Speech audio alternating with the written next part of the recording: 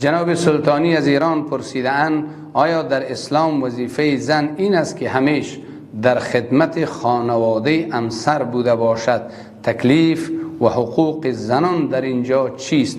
نه خیر عزیز دل، خانومی که در یک خانواده به حیث خانم یک شوهر می آید، زن او، زوجه او، در اینجا خدمت تمام اعضای خانواده، یعنی برادران شوهر و خواهران شوهر و یا هم پدر و مادر شوهر، همه لباس دوختن، لباس شستن، تمیز خانه ها، همه خدماتشان به دوش زن برخلاف اصول و مقررات فقه امت اسلامی بوده است.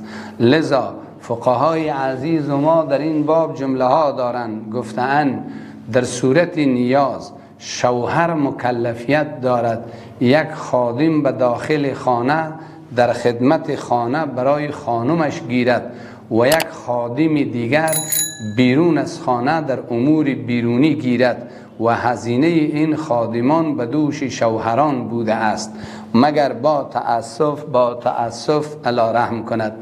من این را 2 سال قبل از آدرس رادیو امام جناب نوای مسلم گفته بودم، اما یک زنگی به من آمد گفت در خانه ما شما سبب ایجاد نزاع گردیده اید. چرا؟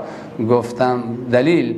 گفت شما گفتین که خدمت و حقوق و برادران شوهر و سایر اعضای خانواده بالای خانم نیست. از این آدرس در خانه ما خشونت برپا شده است. خیلی خشمگین بود. اگر در این برنامه بار دیگر به دماغ کسای بد اصابت کند معذرت میخواهم. چرا؟ هنگامی که ما را پرسیده میشویم نباید ما از بطن خود ما از هوا و هوس فتوا دهیم. آره، موارد تبرعی است، جوانمردی است.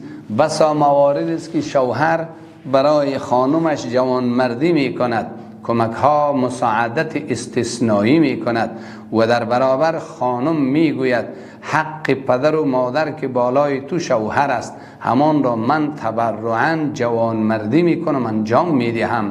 بالکل بهترین زندگی است، زندگی آرام، آسوده، بی جنجال. پروردگار به ما رحم و کرم بفرماید.